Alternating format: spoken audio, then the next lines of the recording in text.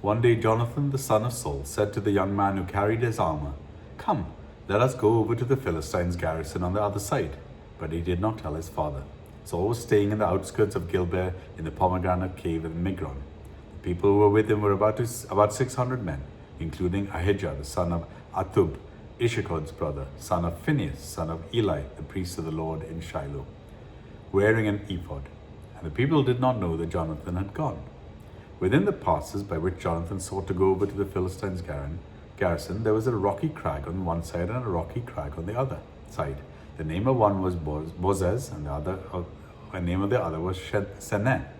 The one crag rose on the north in front of Michmash, and the other on the south in front of Geba.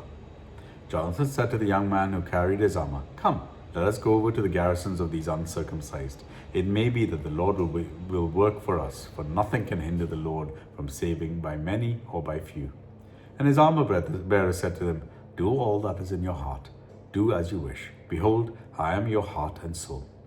Then Jonathan said, "Behold, we will cross over to the men, and we will show ourselves to them. If they say to us, 'Wait until we come to you,' then we will stand still in our place, and we will not go up to them. But if they say, 'Come up to us,' then we will go up, for the Lord has given them into our hand, and this shall be the sign to us." So both of them showed themselves to the garrisons of the Philistines. And the Philistines said, "Look, Hebrews are coming out of the holes where they have hidden themselves." And the men of the garrisons hailed Jonathan and his armor bearer and said, "Come up to us, and we will show you a thing." And Jonathan said to his armor bearer, "Come up after me, for the Lord has given them into the hand of Israel." Then Jonathan climbed up on his hands and feet, and his armor bearer after him. And they fell before Jonathan, and his armor bearer killed them after him.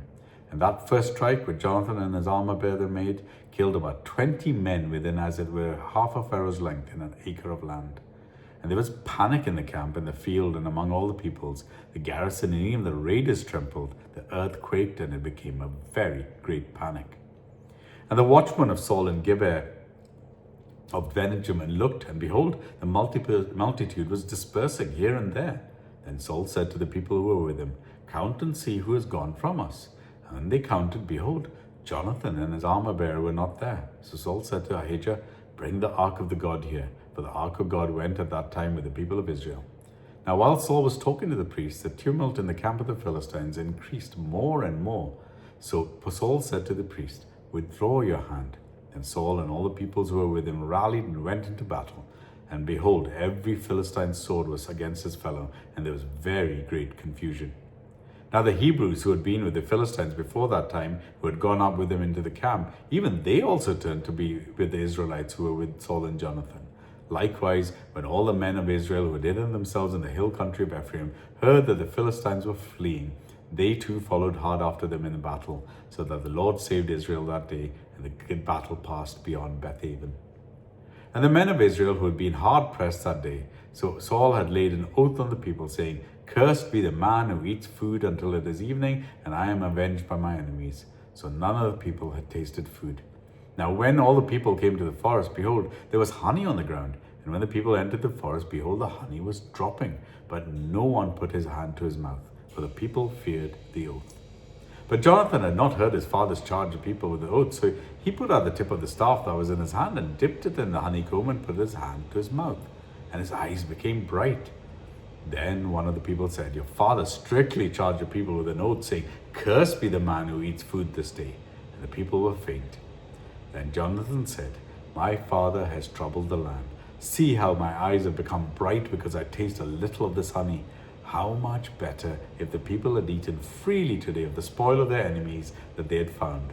For now their defeat among the Philistines has not been great." They struck down the Philistines that day from Michmash to Aijalon, and the people were very faint.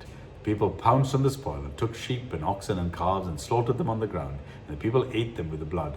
Then they told Saul, "Behold, the people are sinning against the Lord by eating with the blood." And he said, "You have dealt treacherously. Roll a great stone to me here." And Saul said, "Disperse yourselves among the people and say to them, let every man bring his ox or his sheep and slaughter them here and eat. And do not sin against the Lord by eating with the blood." So every one of the people brought his ox with him that night, and they slaughtered them. And Saul built an altar to the Lord. It was the first altar that he built to the Lord. Then Saul said, Let us go down before the Philistines by night and plunder them until the morning light. Let us not leave a man there. And they said, Do whatever seems good to you. But the priest said, Let us draw near to God here. And Saul inquired of God, Shall I go down after the Philistines? Will you give them into the hand of Israel? But he did not answer him that day. And Saul said, Come here, all you leaders of the people, and know and see how this sin has arisen today. For as the Lord lives, who saves Israel, though it be Jonathan my son, he shall surely die. But there was not a man among all the people who answered him.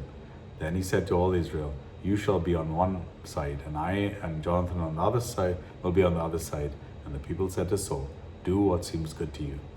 Therefore Saul said, O Lord, God of Israel, why have you not answered your servant this day?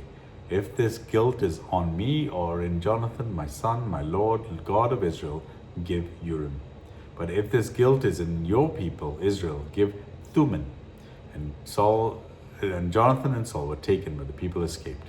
Then Saul said, Cast a lot between me and my son Jonathan. And Jonathan was taken.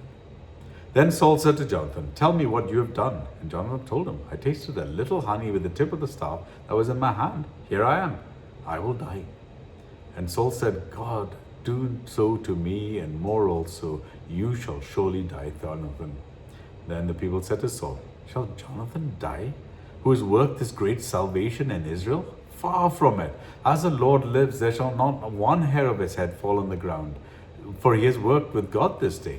So the people ransomed Jonathan, so that he did not die. Then Saul went from pursuing the Philistines, and the Philistines went on their own place.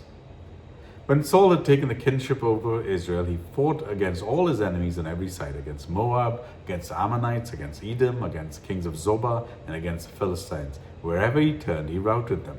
And he did valiantly and struck the Amalekites and delivered Israel out of the hands of those who plundered them. Now the sons of Saul were Jonathan, Ishvi, and Malchi-Usha.